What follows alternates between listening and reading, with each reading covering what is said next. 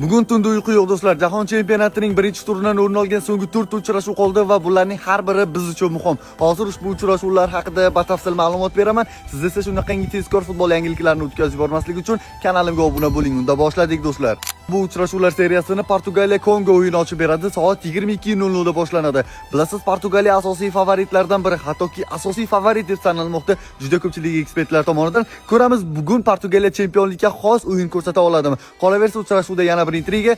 Cristiano Ronaldo gol uradigan bo'lsa, 6 ta jahon chempionatida gol urgan yagona futbolchiga aylanib oladi. Yana bir uning ishtiyoqini oshirgan narsa Leo Messi ertalab hat-trick qilgani va undan ham juda ko'pchilik bu natijani kutmoqda. Ikkinchi uchrashuv esa L guruhidan markaziy o'yin Xorvatiya va Angliya terma jamoalari o'rtasida bo'ladi. Bilasiz, Xorvatiya so'nggi ikkita jahon chempionatidan beri bittasi finalga bordi, bittasi yarim finalga bordi va bu safar ham ulardan ko'p narsa kutilmoqda. Modricning jamoasi bilasiz, har doim bosh og'riq bo'lgan. Qolaversa, Angliya terma jamoasi ham bu safar turnir favoritlaridan biri deya aytilmoqda. Bu o'yin esa soat 1:00 da boshlanadi, ya'ni tungi 1:00 da. Va uchinchi uchrashuv ham L guruhining terma jamoalari Panama va Gana terma jamoasi o'rtasida bo'ladi. Bu o'yin soat 3:00 da boshlanadi. Va birinchi turni yopib beradigan eng oxirgi uchrashuv O'zbekiston Kolumbiya terma jamoalari o'rtasidagi uchrashuv. Ha, milliy terma jamoamiz jahon chempionatidagi o'zdirishlarni debyut o'yinini Kolumbiyaga qarshi boshlaydi tongi soat 7:00 da. Eslatib o'taman, 18-iyun tongi soat 7:00 va biz Kolumbiyaga qarshi bahs olib boramiz. Bu o'yin biz uchun juda muhim. Birinchi bahs ochko olishimiz kerak. Eslatib o'taman do'stlar, ushbu uchrashuvlarning barchasi profilim biosida joylashgan Telegram kanalida jonli efirda va o'zbekcha sharhda namoyish etiladi. Qo'shiling, o'yinlarni birga ko'ramiz va milliy terma jamoamizga birgalikda muxlislik qilamiz do'stlar.